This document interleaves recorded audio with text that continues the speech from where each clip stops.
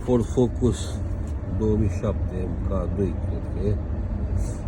Dacă nu mai merg treptele la ventilator, asta merge doar pe 4, 1, 2, 3 nu mai merg, trebuie schimbată rezistența și se află aici, în partea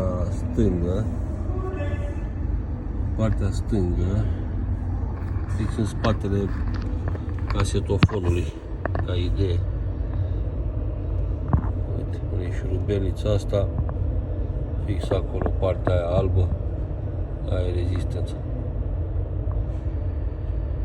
Și ca să aveți loc să desfaceți pedala de accelerație, carenajul ăsta de la volan, de din jos, și partea asta din stânga. Ca să ajungeți acolo și tot ajungeți. E teribil de greu de ajuns.